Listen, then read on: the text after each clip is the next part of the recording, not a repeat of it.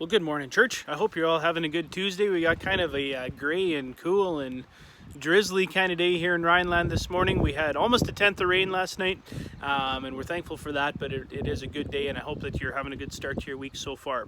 I wanted to just real quick here this morning share another one of our Joseph series Tuesday morning devotionals, and this morning our text, I guess, is going to be Genesis chapter 39. In Genesis chapter 39, we get one of the interesting stories from Joseph's time in Egypt. There's a number of them, but today we're going to see Joseph in his story sort of wrestle with that question. We won't see him wrestle with it, but it raises that question: what's the point in doing what's right when you're just going to get in trouble for it anyway?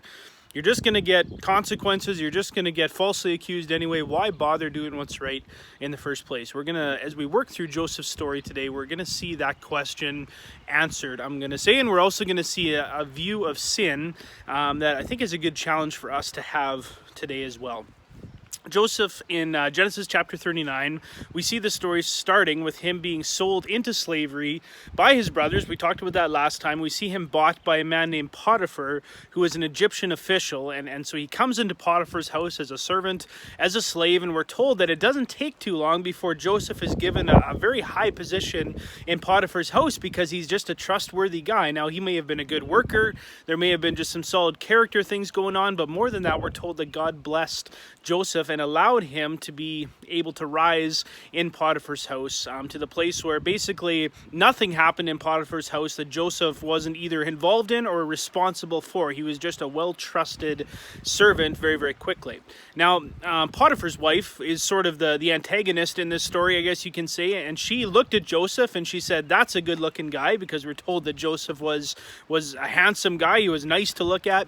Potiphar's wife saw that and said, I want a piece of that.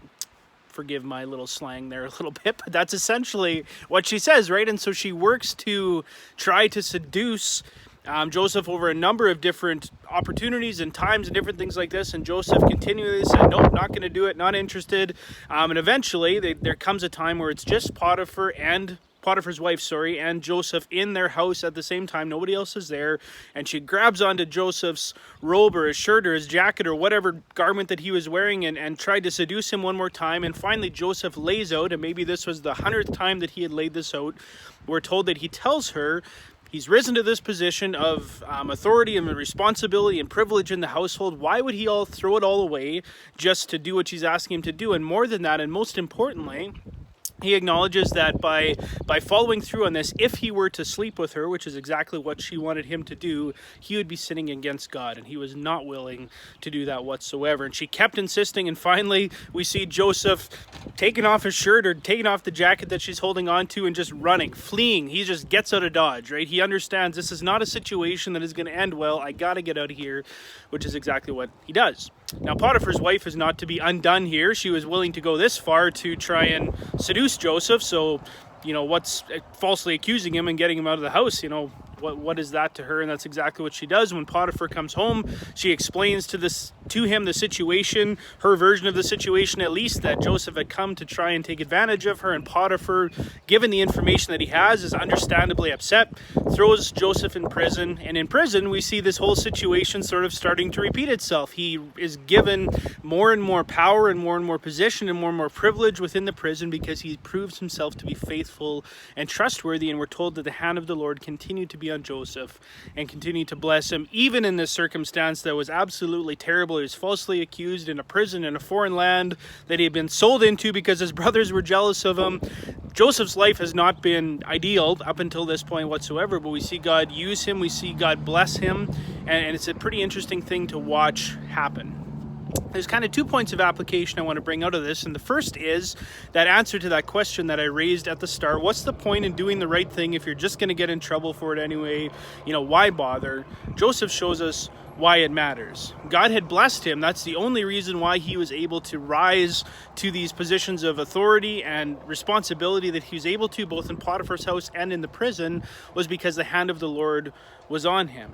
right? He understands that he's not in these places because of anything in himself. It's because God has put him there, and that is why he wants to be faithful to do what God is asking him to do, and why he wants to do the right thing even though it leads to something bad. And maybe that's something we can take to heart as well. If we're doing what we know God is calling us to do in this situation, even if it ends up getting us in trouble down the road, we know that we're doing the right thing because we're being faithful to what God is calling us to do, and we understand that the good things that happen in our life are only happening because God brings those things into our lives in the first place. So yes, it is worth it to do what's right, even if it ends up costing you. It doesn't mean it's easy, but it means it's the right thing to do. The second quick point of application before I close up here is Joseph's view of sin. And we get a good picture of how Joseph viewed sin in his response to Potiphar's wife's seducing, I guess, for lack of a better term. He tells her that sinning in this way would be sinning against God. Yes, this would wrong Potiphar. Yes, this would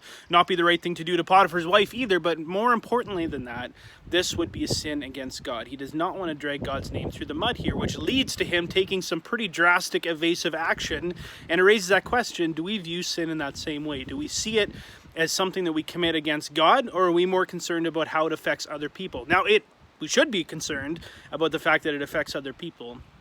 But ultimately, do we understand that as Christians, when we sin, because we still do, we don't like that, we're not proud of that part of ourselves, we still mess up, do we understand that not only are we hurting other people, but ultimately we're sinning against God in this as well? And understanding that, I think, can help us respond in a similar way that Joseph does here, to not play with sin, not to mess around with it at all, to put distance between yourself and sin. And if that means physically removing yourself from the situation like Joseph does, sometimes we need to do that. Jesus talks about being willing to, cut off our hand or gouge out our eye to keep us from sinning. Now we understand that that's figurative, and yet at the same time, it shows a seriousness about distancing yourself from sin and being willing to do something extreme if it means that you're not going to be tempted, you're going to be out of that situation that may lead you to sin. Sometimes we have to get up and just get out of there, like exactly what Joseph does here. So a few good things to think about, and I hope it can be an encouragement to you today. I hope it can be something that gets you thinking a little bit.